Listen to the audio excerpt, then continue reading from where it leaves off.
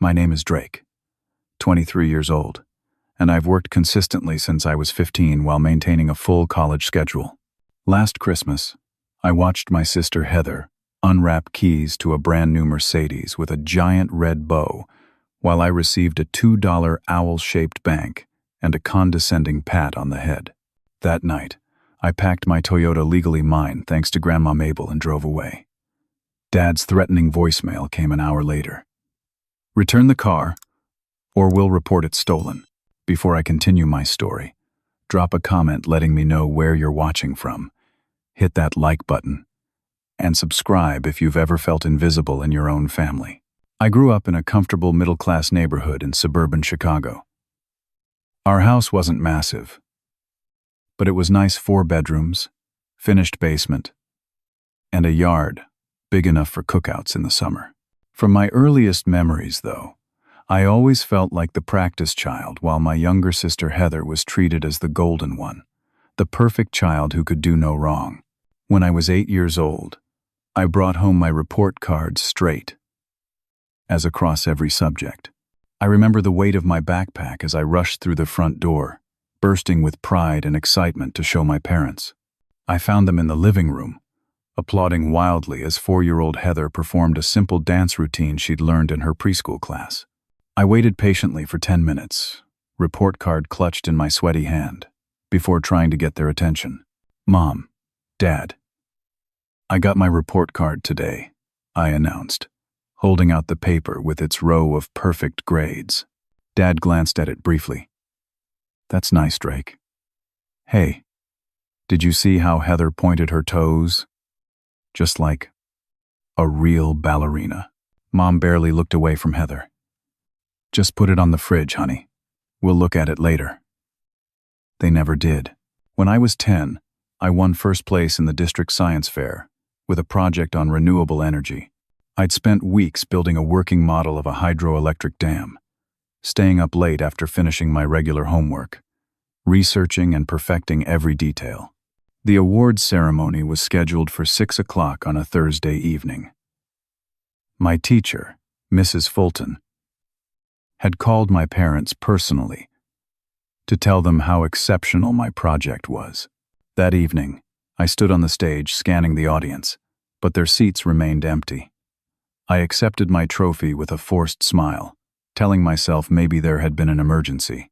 When I got home, clutching my blue ribbon and certificate, I found a note on the kitchen counter. At Heather's preschool graduation, leftovers in the fridge. Mom, they hadn't forgotten. They had chosen her milestone over mine. The only person who truly saw me was my grandmother Mabel, my father's mother. She lived about 20 minutes away, and I spent as much time at her house as I could. Grandma Mabel was a retired librarian, with a sharp mind and a sharper wit. She attended every school event my parents missed, displayed my achievements proudly on her walls, and told me constantly how proud she was of my hard work and determination. "You're going places, Drake," she'd say, her eyes crinkling at the corners.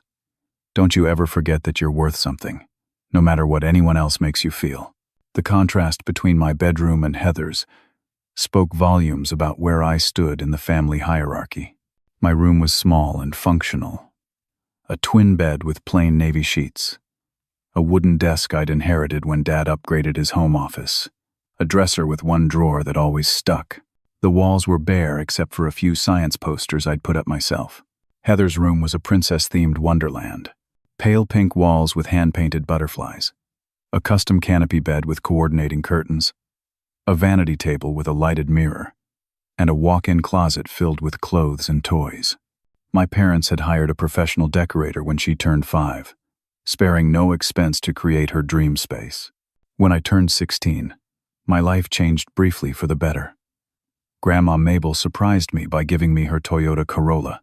It wasn't new or flashy, a 7-year-old sedan with nearly 80,000 miles on it, but it was mine. She had saved for years to buy it outright, and she made sure to properly transfer the title to my name. "This is yours, free and clear," she said, pressing the keys into my palm. "You've earned this with your responsibility and maturity." I treasured that car. It represented the first time someone had recognized my worth with something tangible. I kept it immaculately clean, learned basic maintenance from YouTube videos, and felt a surge of pride every time I drove it. When I was 17, Grandma Mabel passed away after a brief battle with cancer. I was devastated, not just because I loved her, but because I had lost the only person in my family who truly advocated for me. At her funeral, I stood apart from my parents and sister, feeling more alone than I ever had before. Throughout high school, I worked multiple jobs stocking shelves at the local grocery store on weekends, tutoring younger students after school, mowing lawns in the summer. I saved most of what I earned, knowing that unlike Heather, I couldn't count on my parents for financial support. Despite my work schedule, I maintained a perfect GPA and was accepted to a prestigious university with a partial scholarship. My high school graduation fell on the same day as Heather's dance recital. I wasn't surprised when my parents chose to attend her performance, instead of watching me receive my diploma. Grandpa Walter came, at least, bringing a card with a $100 bill tucked inside and genuine pride in his eyes. College was a financial struggle from day one. My parents contributed nothing toward my tuition, explaining that they were saving for Heather's future. I covered the gap my scholarship didn't meet by working 30 hours a week across 2 different jobs, taking out minimal student loans, and applying for every grant and secondary scholarship I could find. Despite this workload, I maintained my position on the dean's list every semester, earned the respect of my professors, and slowly built a small network of friends who valued me for who I was. Through it all, I still harbored a small, stubborn hope that eventually my parents would notice, would finally see that I deserved recognition too. That hope would prove to be my greatest weakness. By my junior year of college, I had settled into a routine that worked. My classes were challenging but rewarding.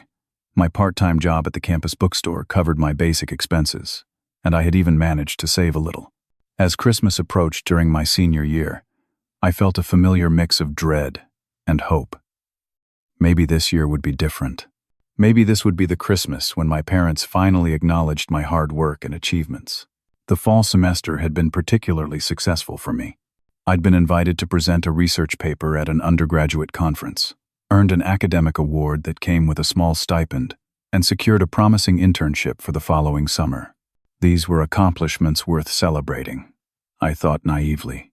I picked up extra shifts at the bookstore throughout November and December, working whenever I wasn't in class or studying. The holiday rush meant better tips, and I had a specific goal in mind: buying thoughtful gifts for my family that might finally make them see me. For my mother, I found a vintage brooch at an antique shop, a delicate silver piece with a small pearl center that reminded me of one her grandmother had owned, a piece of jewelry she had often mentioned losing. I spent hours researching until I found something almost identical.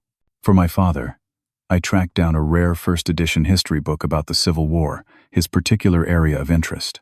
It had cost nearly a month's rent, but I justified the expense by eating ramen noodles for weeks and walking to work instead of taking the bus. For Heather, despite everything, I found a designer scarf I knew she'd like. Part of me still hoped that if I showed enough generosity, she might eventually see how unfairly I'd been treated all these years. A week before winter break, I met my best friend Trevor for coffee. Trevor was one of the few people who understood my complicated family dynamics. We'd been friends since freshman orientation, bonding over similar experiences with difficult families. "Are you sure you want to go home for Christmas?" he asked, stirring his coffee. "You know they'll find a way to disappoint you again." "I have to try," I said, though part of me knew he was right. "They're still my family." Trevor's expression softened. "Just remember, you have people who value you for who you actually are. Don't let them make you feel like you're nothing." The day before I left campus, I had a final meeting with my advisor, Professor Hawkins, to discuss my spring schedule. As we wrapped up our academic conversation, he paused. "I've been meaning to tell you, Drake, that your work this semester has been exceptional. You're one of the most dedicated students I've had the privilege to teach. Whatever you decide to do after graduation, you're going to be successful." His words should have filled me with confidence, But instead, they highlighted the stark contrast between how my professors saw me and how my own parents did. Why was it that strangers could recognize my worth while my family remained blind to it? My last stop before leaving town was to visit my grandfather, Walter. Since Grandma Mabel's death, our relationship had grown more distant, partly because seeing me clearly pained him, reminding him too much of his late wife's favorite grandson. Still, I made the effort to bring him homemade cookies and spend an hour catching up. As I was leaving, he stopped me with a hand on my shoulder. His eyes, faded blue and watery with age, searched mine with unexpected intensity. "Drake," he said slowly, "your grandmother would be so proud of the man you're becoming. But she'd also tell you it's time to stop seeking validation from those who aren't capable of giving it." I nodded, throat tight, unable to respond. Deep down, I knew he was right. But some childish part of me wasn't ready to let go of the fantasy that my parents might change. The drive home to Chicago took 4 hours. Snow covered the landscape, transforming familiar cornfields into pristine white expanses. I used the time to give myself a pep talk, rehearsing ways to casually mention my accomplishments without sounding like I was bragging. I promised myself I wouldn't get upset when they inevitably showed more interest in Heather's life than mine. This time would be different, I told myself. This time I wouldn't expect too much. I arrived home late afternoon on December 23rd. The house was decked out more elaborately than I'd ever seen it. Lights outlining every window and door, an inflatable Santa and reindeer on the front lawn, wreath on the door with a red bow larger than my head. In the driveway, alongside my parents' cars, was a sleek black BMW I didn't recognize. Inside, the decorations continued garlands draped over every available surface, a 9-foot tree laden with ornaments, and Christmas music playing through the whole house speaker system my father had installed the previous year. The atmosphere was festive, but it immediately set my teeth on edge. This level of effort had never been made when I was growing up. "Drake, you're finally here." My mother emerged from the kitchen, wearing a Christmas apron and a bright smile that didn't quite reach her eyes. She gave me a quick hug that felt more obligatory than affectionate. "Heather and Brandon are in the living room. You remember Brandon, right? Her boyfriend?" I didn't, but I nodded anyway, and followed her through to the living room, where my sister was curled up on the couch, with a guy who looked like he'd stepped out of a Ralph Lauren catalog. Perfect teeth, expensive watch, cashmere sweater. The BMW outside suddenly made sense. "Hey, bro," Heather called, not bothering to get up. "This is Brandon. His family owns like half of Milwaukee or something." She giggled, and Brandon gave a practiced smile. "Investment properties mainly," he corrected with the confidence of someone who had never worried about money a day in his life.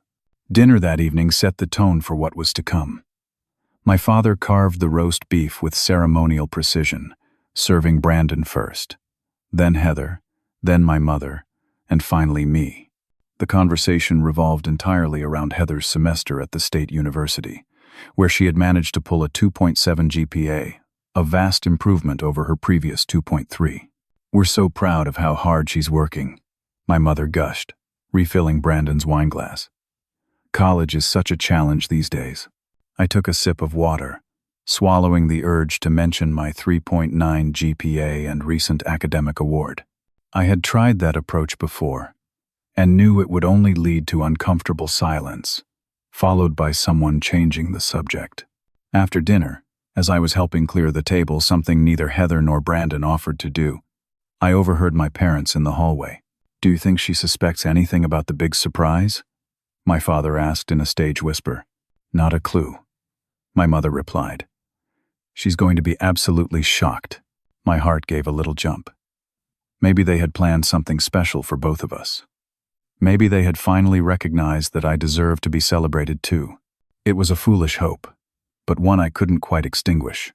That night, I stayed up late in my childhood bedroom, meticulously wrapping the gifts I had brought. I covered the history book in deep blue paper, with a subtle pattern, creating perfect corners and a handmade bow. The vintage brooch went into a small velvet box, then wrapped in silver paper. Heather's scarf received similar treatment. As I worked, I imagined the looks on their faces when they opened these thoughtful presents. Maybe this would be the year things changed. Maybe these gifts would finally make them see me. Christmas morning dawned bright and cold, sunlight reflecting off the snow outside my window with painful brilliance. I had barely slept, a combination of the uncomfortable twin bed and anxiety about the day ahead. Still, I made an effort to look presentable. Clean jeans, a green sweater my grandmother had given me years before, hair neatly combed. Downstairs, the house was alive with activity. Christmas music played at a volume that made normal conversation difficult. The scent of cinnamon rolls and coffee filled the air. My mother fluttered around the kitchen in a red velvet dress, looking more like she was prepared for a photo shoot than a family breakfast. "There you are, Drake," she said when I entered. "Grab some coffee. We're eating in the dining room today." The good china. The dining room table had been transformed with a red and gold tablescape that wouldn't have looked out of place in a department store window. Heather and Brandon were already seated, looking remarkably put together for 7:30 in the morning. My father stood at the head of the table, carving a ham with exaggerated precision. "Merry Christmas, son," he said without looking up. Breakfast was an elaborate affair, with foods that had never been part of our Christmas tradition before. Smoked salmon, quiche, fresh berries, in addition to the cinnamon rolls and ham. It struck me that all of these happened to be Brandon's favorites, as he mentioned multiple times throughout the meal. "This is just like what we have at the club on Christmas," he said approvingly, and my parents beamed like they'd received the highest compliment imaginable. After breakfast, we gathered in the living room around the towering Christmas tree. The mound of presents beneath it was impressive, wrapped in coordinating paper with elaborate bows. My small, carefully wrapped gifts looked out of place among them.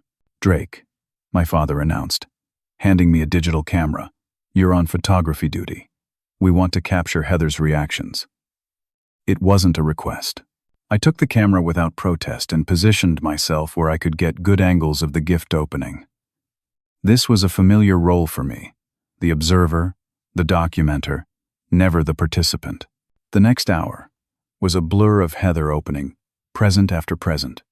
A designer handbag from Mom and Dad, an expensive watch from Brandon, cashmere sweaters, high-end makeup, wireless headphones, a new laptop for school. With each gift, her excitement seemed to grow, her reactions becoming more theatrical for the camera. My parents, meanwhile, glowed with satisfaction, exchanging proud glances as Heather accumulated her haul.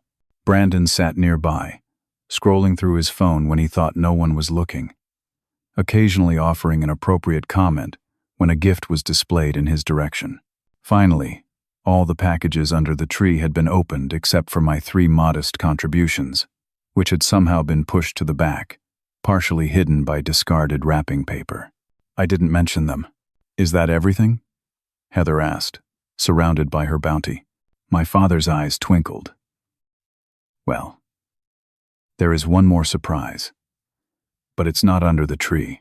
My mother clapped her hands excitedly. "Richard, get the blindfold." My father produced a silk scarf, which he tied carefully around Heather's eyes. "No peeking. What's happening?"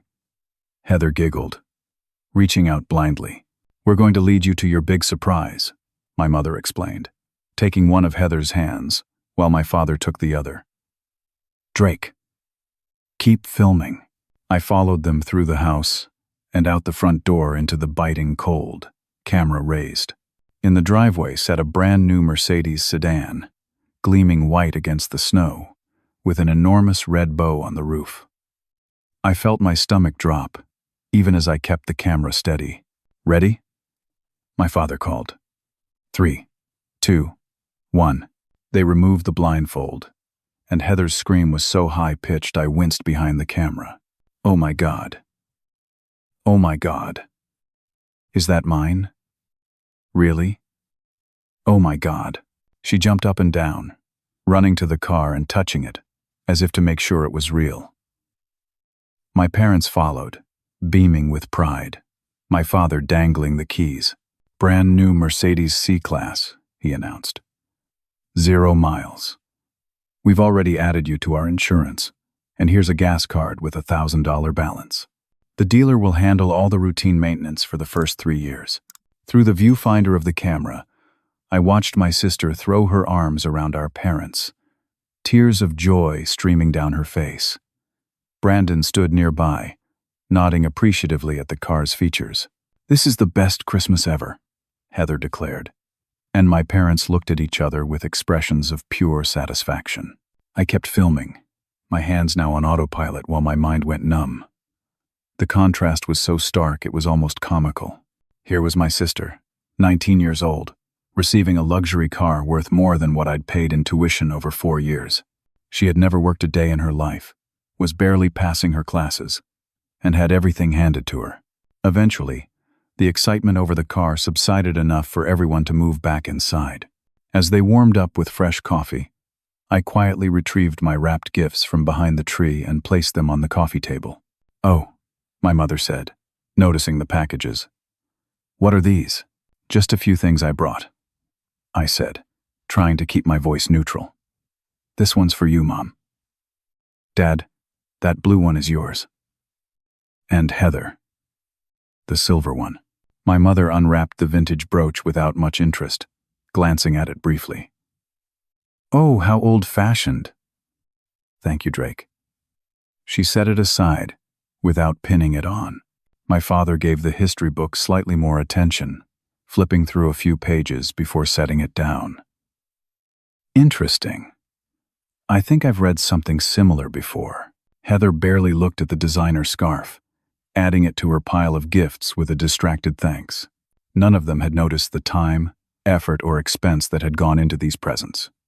None of them recognized the thought behind each selection. I shouldn't have been surprised. But somehow, I still was. "Well," my father said, standing up and reaching behind the sofa, "we have something for you too, Drake." My heart leapt involuntarily. Maybe there was something for me after all. Maybe they hadn't forgotten. Maybe they had saved my gift for last. He handed me a small, lightweight package, wrapped in paper that didn't match the expensive wrapping used for Heather's gifts. I opened it carefully, trying not to let my hands shake. Inside was a small ceramic owl, about 5 inches tall, with a slot in its head. A coin bank. I turned it over in my hands, not understanding. "It's a savings bank," my mother explained in a tone one might use with a small child. "We put $2 in it to get you started." She smiled, clearly pleased with herself. "We thought it would be practical, help you learn to save money." I stared at the owl bank, unable to speak. $2. After the tens of thousands they had just spent on my sister, they had given me a ceramic owl with $2 inside. My father patted me on the head. Actually patted me, a 23-year-old adult, on the head, and added, "Maybe if you're more responsible with money, you'll be able to afford nice things too someday." The room went silent for a moment. I could feel everyone looking at me, waiting for my reaction. With tremendous effort, I managed to say, "Thank you for thinking of me," in a voice that didn't sound like my own. "Drake's always been the practical one," my mother said to Brandon, as if I wasn't there. "Not really into material things." I excused myself then, mumbling something about needing to use the bathroom. Instead, I went to my bedroom, closed the door, and sat on the edge of the bed, the ridiculous owl bank still in my hands. It wasn't the monetary value that hurt, though the disparity was breathtaking. It was the message behind it. The clear statement that I wasn't worth the thought, the effort, the consideration that had gone into Heather's gifts. That after 23 years of working hard, of never causing problems, of doing everything right, I was still invisible to them. I sat there for what felt like hours, though it was probably only minutes, listening to the continued celebration downstairs. Through my window, I could see Heather and Brandon outside again, admiring her new car, my parents looking on adoringly, and something inside me finally broke. The house grew quiet in the afternoon as food comas set in. Heather and Brandon had gone for a drive in her new Mercedes. My father retreated to his study, and my mother was napping on the sofa, a Hallmark Christmas movie playing unwatched on the television. I sat cross-legged on my childhood bed, the owl bank placed on my desk where I could stare at it. For 3 hours I hadn't moved, replaying not just this morning but a lifetime of similar moments when the message had been clear. You don't matter as much. Through the thin walls of the house, I could hear my parents' voices as Heather and Brandon returned from their drive. Their conversation drifted up the stairs in fragments. Did you see Drake's face? That was Heather, laughing. When he opened that stupid owl thing, he's always been too sensitive. My father's dismissive tone. After everything we've done for him, at least he has something to save his pennies in now. My mother's voice, followed by more laughter. I don't know why he expected anything more. Heather again. It's not like he's done anything special. Their words crystallized something in me. I had spent years telling myself that my parents loved me but just didn't know how to show it, that they were proud of me but didn't know how to express it, that one day they would see me for who I really was. But that was a lie I had been telling myself. The truth was simpler and more painful. They had chosen their favorite long ago. And it wasn't me. I thought back to when I was 13 and had qualified for a prestigious summer science program at Northwestern University. My parents had initially agreed to pay the $500 enrollment fee, but 2 weeks before it started, they informed me they had used the money for Heather's sweet 16 party instead. You'll understand someday, my mother had said. Her social development is so important. Then there was the time I was 17 and had broken my arm during a track meet. I spent 8 hours in the emergency room alone because my parents couldn't miss Heather's dance recital. The orthopedic surgeon had looked at me with pity when I explained why no one was there to drive me home. You seem like a responsible young man, he had said, arranging for a hospital volunteer to drive me. More responsible than most adults I know. And countless times throughout my childhood when I had been forced to give up my bedroom to Heather's friends during sleepovers, relegated to sleeping on the living room floor while giggling girls took over my personal space. Be a good brother, my father would say. Your sister needs this.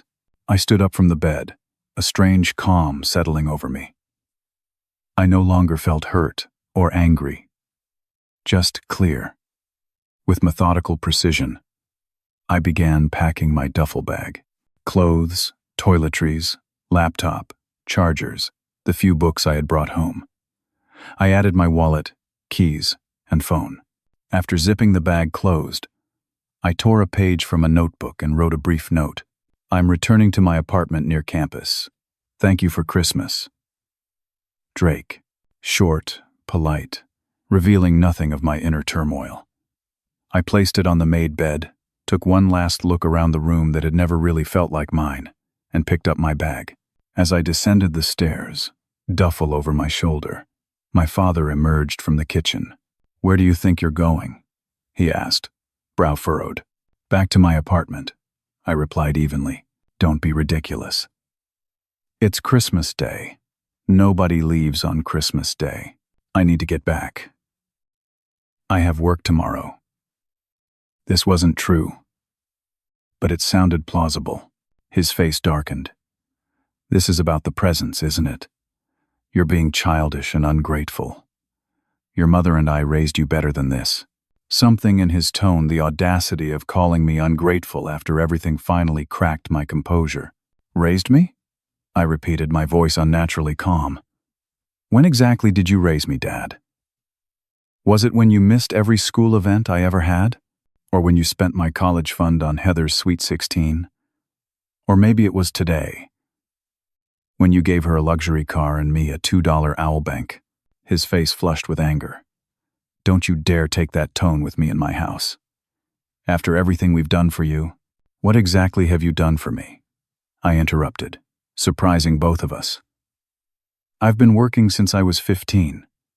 I pay my own tuition, my own rent, my own expenses. I have never asked you for anything. My mother appeared in the hallway, drawn by the raised voices. "What's going on?" "Drake is throwing a tantrum because he's jealous of his sister's Christmas gifts," my father informed her. "I'm not throwing a tantrum," I said, still maintaining that unnatural calm. "I'm leaving. I don't belong here. And we all know it." My mother's face crumpled into an expression of practiced hurt. "How can you say such a thing? We're your family. Family doesn't treat people the way you've treated me," I said simply. Heather appeared behind my mother, Brandon hovering awkwardly in the background. "What's he complaining about now?" she asked, with an exaggerated eye roll. "Your brother thinks he deserves a Mercedes too," my father said sarcastically. "I never said that," I clarified. "I don't expect equal gifts. I just expected some indication that you value me at all." "Oh, here we go with the victim act again," Heather sighed dramatically. "It's always poor Drake. So neglected. So misunderstood." I looked at my sister, then really looked at her. She was beautiful, entitled, and utterly oblivious to her privilege. And I realized I didn't hate her. I pitied her. Someday the real world would hit her hard, and she had no tools to handle it. "I'm not a victim," I told her calmly. "Not anymore. I'm choosing to leave a situation that isn't healthy for me." "Fine. Leave," my father said dismissively. "But don't think you're taking that car. That Toyota was supposed to stay in the family. The title is in my name," I reminded him. "Grandma Mabel transferred it legally before she died." "She wasn't thinking clearly," my mother interjected. "She would have wanted Heather to have it as a backup car." The absurdity of this statement that my sister needed a backup for her brand new Mercedes might have made me laugh if the situation weren't so painful. "The car is mine," I stated firmly. "Legally and morally. I'm leaving now." As I moved toward the door, my father stepped in front of me. "If you walk out that door, don't bother coming back," he threatened. I looked him directly in the eyes. "Is that what you really want?" For a moment, I thought I saw uncertainty flicker across his face. But then Heather spoke, her voice taking on the whining quality that had always gotten her what she wanted. "Daddy, he's ruining Christmas. Make him stop." And just like that, my father's resolve hardened. "You heard me," he said coldly. I nodded once, stepped around him, and walked out the front door into the winter afternoon. The cold air hit my lungs like a shock, but it felt clarifying, clean. As I loaded my duffel into the trunk of my Toyota, I became aware of a face in the window of the house next door. Mrs. Daniels, the elderly neighbor who had lived there throughout my childhood, was watching the scene with undisguised interest. I gave her a small wave, which she returned hesitantly. I got into the driver's seat, started the engine that had never failed me, and pulled out of the driveway for what I somehow knew would be the last time. In the rearview mirror, I could see my family gathered on the front step, my father red-faced and angry, my mother dabbing at her eyes with a tissue, Heather leaning against Brandon with a satisfied expression. They looked like strangers to me now. The drive back to my apartment was surreal.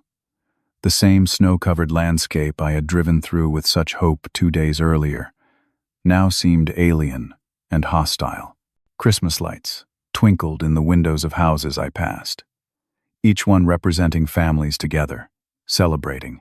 I wondered how many other people were driving away from their families on Christmas Day. How many others had finally reached their breaking point. My apartment complex near campus was deserted, most students having gone home for the holiday break. The parking lot was an empty expanse of snow, my footprints the only ones disturbing the pristine surface as I trudged from my car to the building. The apartment itself was cold and dark, exactly as I had left it. I dropped my duffel by the door, not bothering to unpack. The silence was oppressive after the noise and drama of my parents' house, but it was also oddly comforting. This small, sparsely furnished apartment was more home to me than the house I had grown up in had ever been. I had just made a cup of instant ramen my traditional broke college student dinner when my phone buzzed with a voicemail notification. I hadn't heard it ring, but reception in the stairwell was notoriously bad. The voicemail was from my father, his voice tight with controlled anger. "Drake, this childish behavior stops now. Return the Toyota to the house immediately, or we will report it stolen. You have until tomorrow morning to make the right decision." I nearly dropped the phone in disbelief. They were threatening to report their own son for stealing a car that was legally his. A car that had been explicitly given to me, with the title transferred to my name. Setting down my untouched ramen, I went to the small filing cabinet where I kept important documents. The car's title was there, neatly filed. My name clearly listed as the owner. Grandma Mabel had been thorough, making sure everything was properly documented and notarized. She had known, perhaps, that this day might come. Over the next few hours, my phone blew up with increasingly hostile messages from my family. From Dad. "This is your final warning. Return the car or face the consequences." From Mom. "Your father is furious. Just bring the car back, and we can all forget this unpleasantness." From Heather. "Way to ruin Christmas again. Just because you're jealous doesn't mean you can steal from the family." I didn't respond to any of them. Instead, I researched my legal rights regarding the car, confirming what I already knew. It was unequivocally mine, and they had no claim to it. Around 11 that night, Heather sent a more manipulative message. "Mom's crying because of what you did. She thinks she's failed as a mother. Is that what you wanted?" This was classic Heather, using emotional manipulation to get her way. In the past, it might have worked. I might have felt guilty enough to cave, to apologize for something that wasn't my fault. Not this time.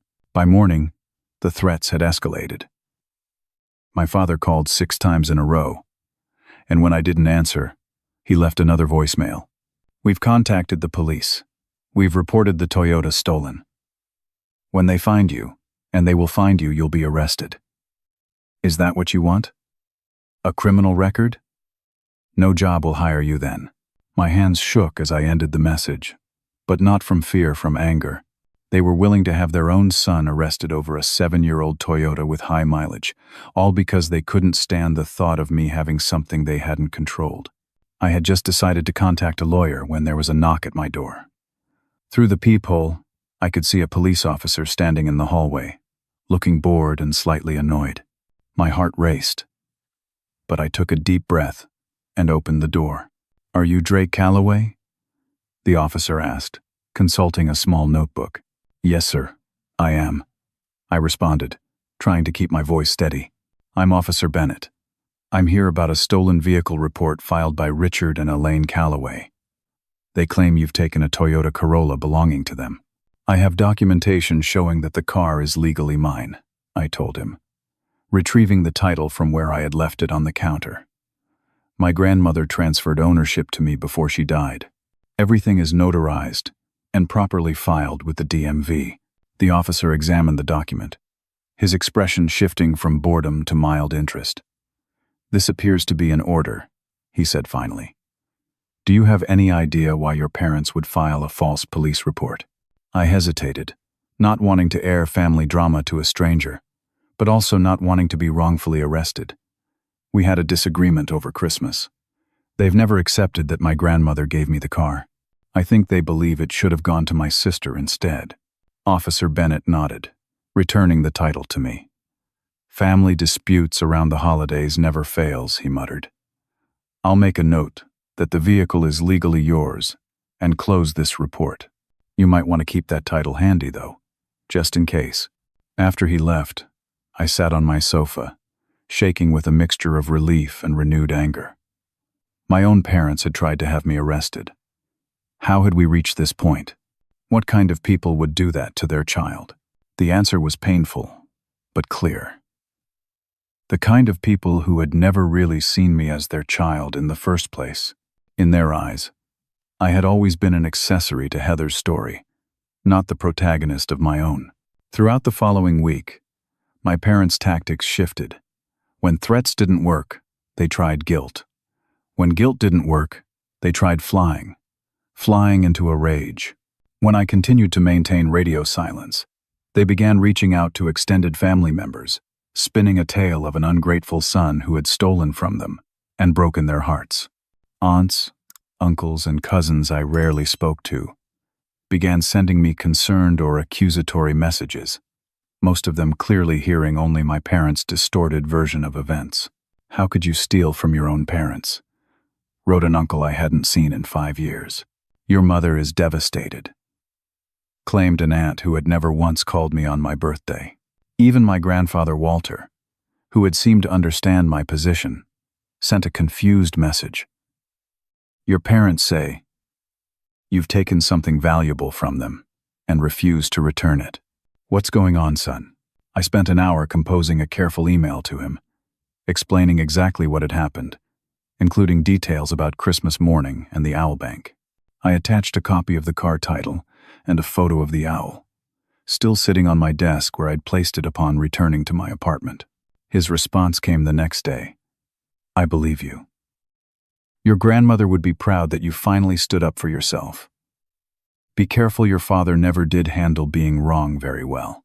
That small validation from the only remaining family member whose opinion I valued helped strengthen my resolve during the difficult days that followed. In a particularly vindictive move, my parents contacted the financial aid office at my university, attempting to interfere with my scholarship by claiming I had misrepresented my financial situation. Fortunately, the financial aid counselor who called me to discuss the matter was understanding when I explained the circumstances. "Unfortunately, we see family estrangement cases more often than you might think," she told me. "Your independent status has been verified through tax returns and documentation. Your aid package is secure." It was disturbing to realize how far my parents were willing to go to punish me for the simple act of removing myself from a toxic situation. But with each desperate attempt to regain control, they only confirmed that I had made the right decision in leaving. By the time classes resumed in January, I had blocked my parents' and sisters' numbers, set up email filters to automatically archive their messages, and made it clear to my small circle of friends that I wasn't interested in reconciliation attempts.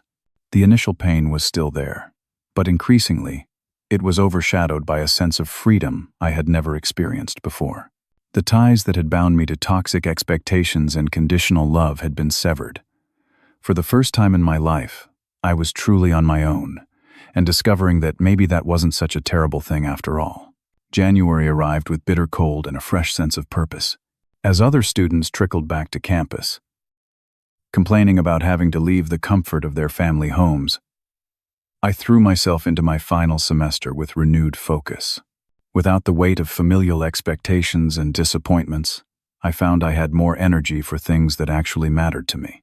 My first stop was the academic counselor's office to discuss an accelerated graduation plan.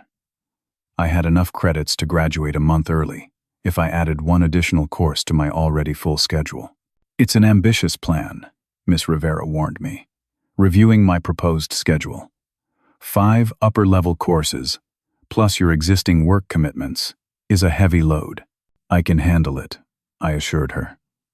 "I need to finish early and start supporting myself fully as soon as possible." She studied me for a moment, seeming to sense the urgency behind my request. "Family situation changed?" she asked gently. "You could say that," I replied, not elaborating. "I'll approve the overload," she decided, stamping the form. "But I want bi-weekly check-ins to make sure you're not burning out. You're one of our strongest students, Drake. We want to see you succeed." That conversation was the first of many small kindnesses I would encounter over the coming months. Reminders that there were people who valued me for exactly who I was, without conditions or comparisons. One such person was Professor Hawkins, my advanced economics professor, who stopped me after class one February afternoon. "Drake, I read your analysis of market disruption patterns," he said. "It's graduate-level work, frankly. Have you considered applying for our master's program? I'd be happy to be your advisor." The validation was so unexpected that I momentarily didn't know how to respond. I hadn't seriously considered it, I admitted.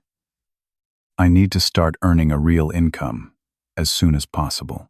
He nodded thoughtfully.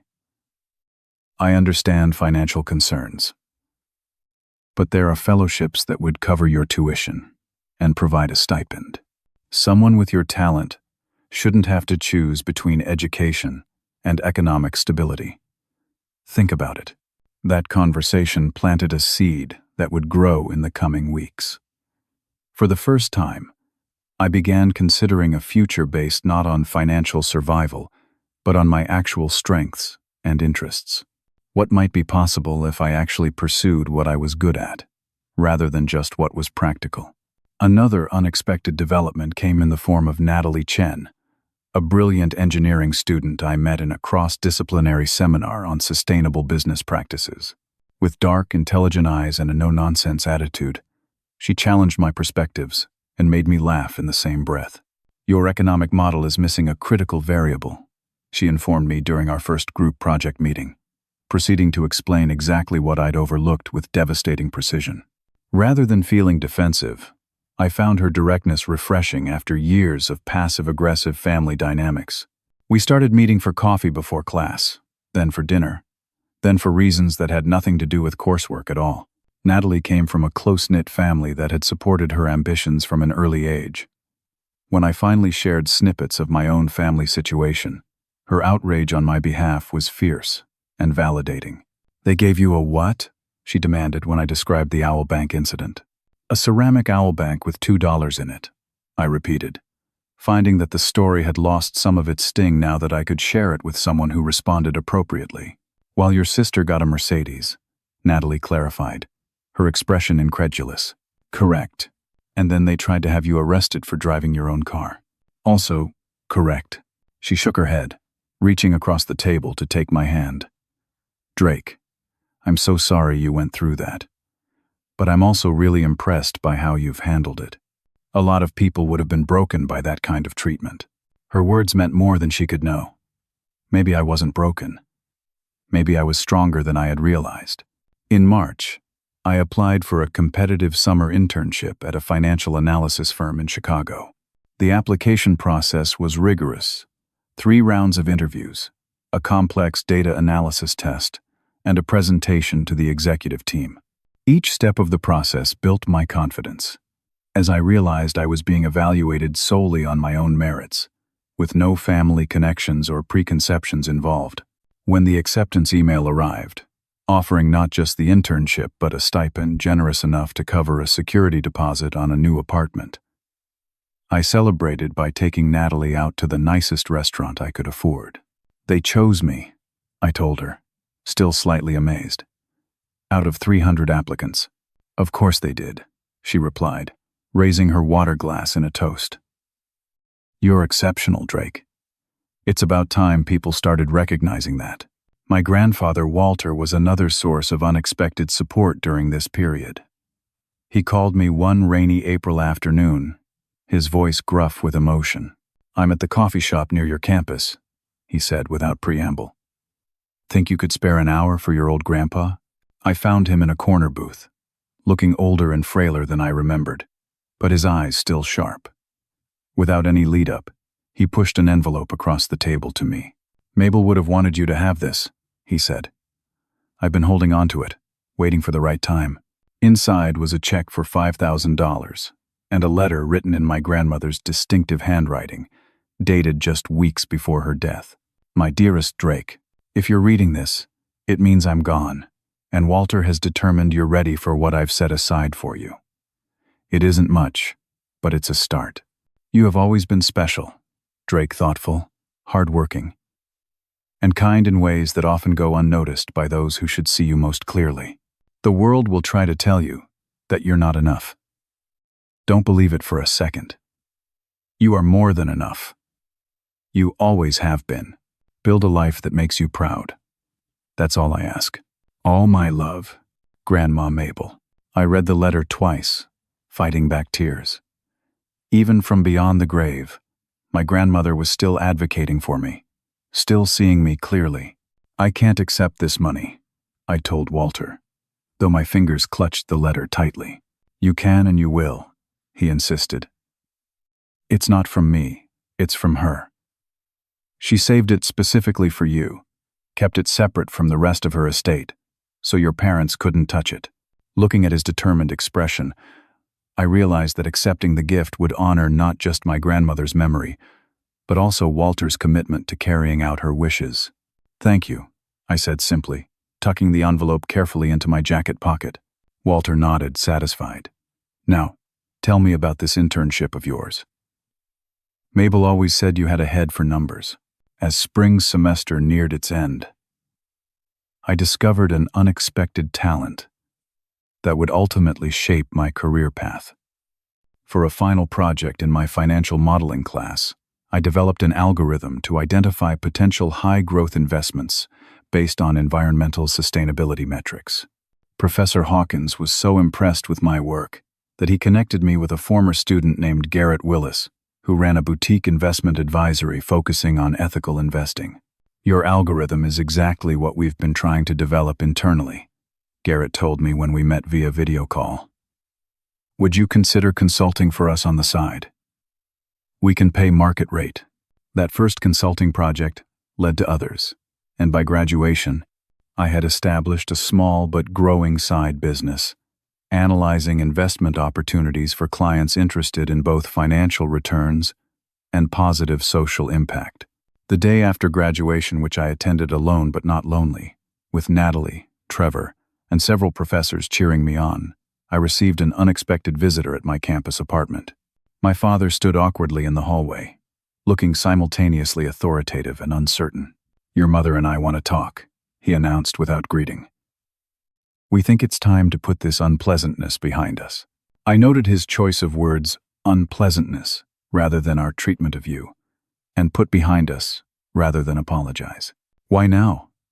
I asked, not inviting him in. He shifted uncomfortably. We're your parents, Drake. Whatever disagreements we've had, that hasn't changed. Actually, I think it has, I replied calmly. Parents don't try to have their children arrested over a used Toyota. Parents don't sabotage their children's financial aid. Parents don't give one child a luxury car and another a $2 owl bank. His face flushed. You're still hung up on that? It was just a gift. For God's sake! It wasn't just a gift, I corrected him. It was a message. One I've finally heard loud and clear. For a moment, I thought I saw genuine regret flash across his face. But then his expression hardened into the one I knew so well, dismissive, superior, unwilling to consider that he might be wrong. Your mother is very upset, he said, as if that should be sufficient to erase everything. I'm sure she is, I replied, but I'm not responsible for managing her emotions anymore. He stared at me like I'd spoken in a foreign language. What do you want from us, Drake? An apology? Fine. I'm sorry we didn't buy you a Mercedes, too. I shook my head slowly. That's not what I wanted. It never was. What I wanted was to be seen. Really seen as a person with value. Not as an afterthought. Not as Heather's less important brother. Just as me. But I don't need that from you anymore. I've found people who see me clearly, without being asked to. He had no response to that. And after a moment of uncomfortable silence, he left. It wasn't a dramatic confrontation. No shouting, no tears, no emotional catharsis. But it was final, in a way that felt right. I had said my piece without anger or bitterness. Simply stating the truth, as I now understood it. As I closed the door behind him, I realized I felt not sadness, but relief. I no longer needed their approval or understanding. I had found my own path forward, and it was brighter than anything they had ever imagined for me. 1 year after that fateful Christmas, my life had transformed in ways I could never have predicted. I had graduated with honors, completed my summer internship with a job offer to follow, and moved into a modest but comfortable apartment in Chicago's North Side. The consulting business I had started as a side project had grown enough to provide a significant second income, allowing me to pay off my student loans years ahead of schedule. More importantly, I had built a circle of genuine connections, people who valued me for exactly who I was, not for how I fit into their narrative. Natalie and I had been dating for nearly a year. Our relationship built on mutual respect and understanding. My friendship with Trevor remained strong, and I had developed close bonds with several colleagues at work. On a crisp December morning, I was surprised by an unexpected visitor to my apartment. When I opened the door, my sister Heather stood in the hallway, looking considerably less polished than the last time I had seen her. The designer clothes had been replaced by jeans and a worn sweater, and the confident posture had given way to a nervous fidget. "Can I come in?" she asked, her voice lacking its usual entitlement. I hesitated but stepped aside. "How did you find my address?"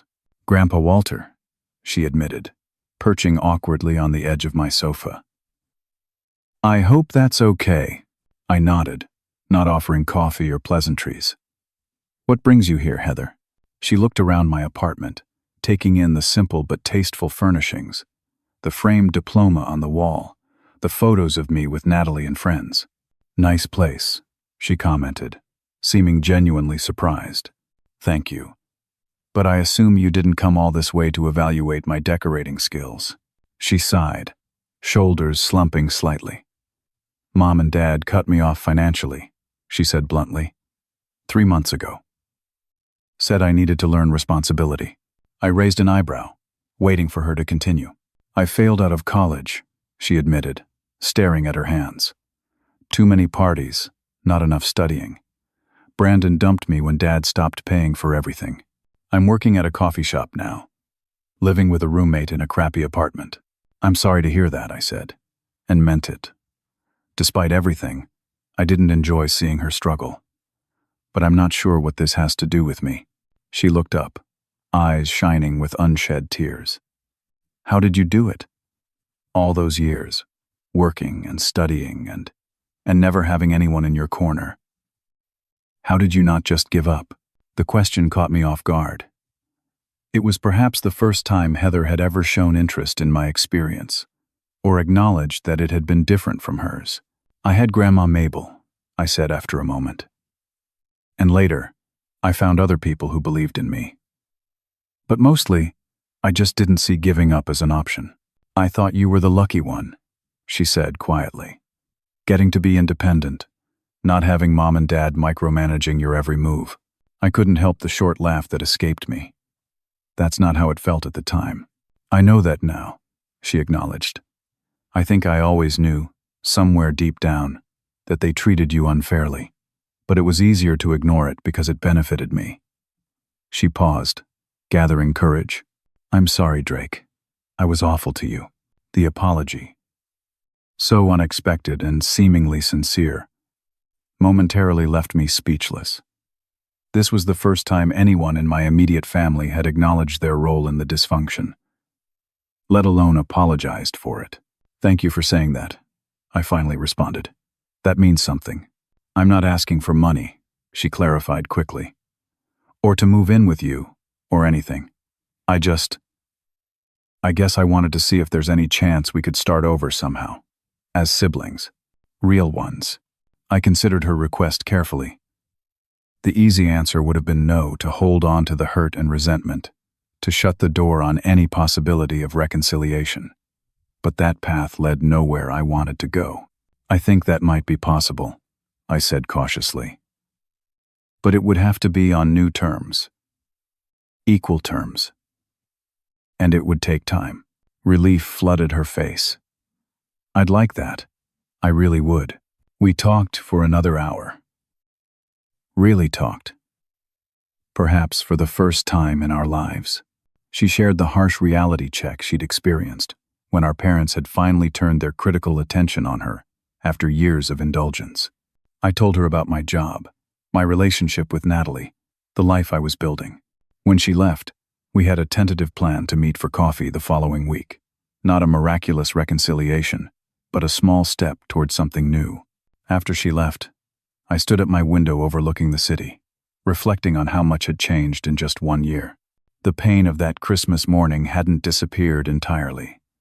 Some wounds leave permanent scars, but it had transformed into something useful, a foundation for growth rather than a weight dragging me down.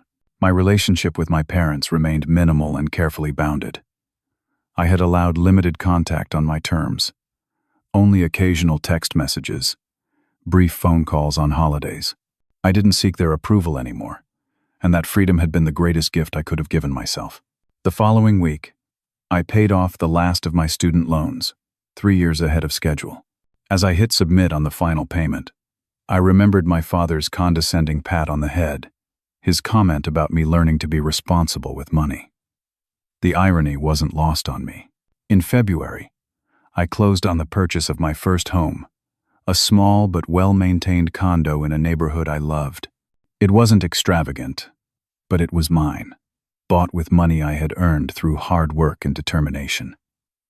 When I gave Natalie a key of her own, her smile was worth more than any luxury car could ever be. Our relationship had deepened over the months, built on mutual respect and genuine appreciation for each other's strengths. Unlike the conditional love I had grown up with, Natalie's affection didn't depend on performance or conformity.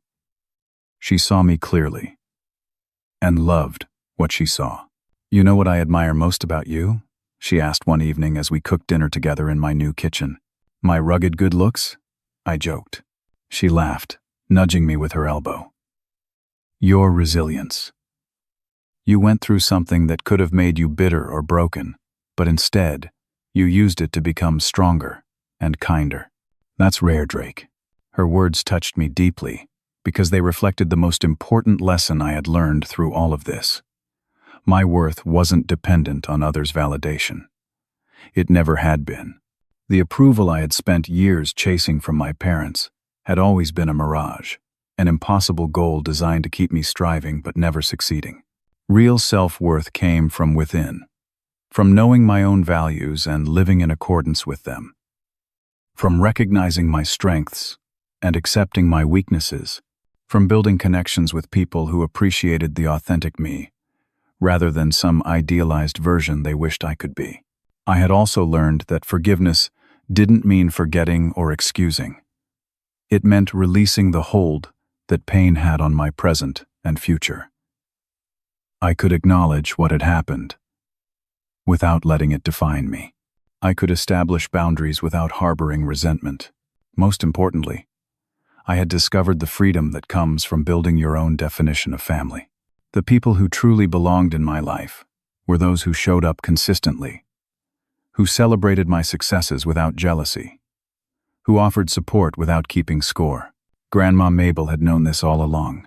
"Build a life that makes you proud," she had written. "Not a life that makes others proud of you." A subtle but crucial distinction I now understood.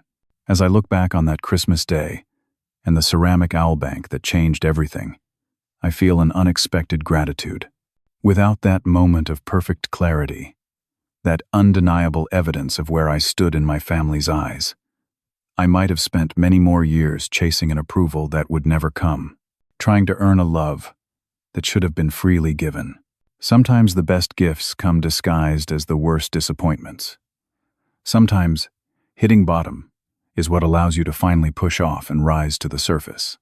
And sometimes the family you need isn't the one you were born into, but the one you build for yourself, one authentic connection at a time. So if you're watching this and feeling unseen or undervalued by the people who should love you most, remember, you don't need their validation to be worthy. Your value isn't determined by their ability to recognize it. You are enough, just as you are. Have you ever had to redefine what family means to you? Share your story in the comments below. Don't forget to like this video, subscribe to the channel if you haven't already, and hit that notification bell to join our community of survivors and thrivers. Remember, sometimes the hardest roads lead to the most beautiful destinations. Thank you for listening to my story, and I wish you strength on your own journey of self-discovery.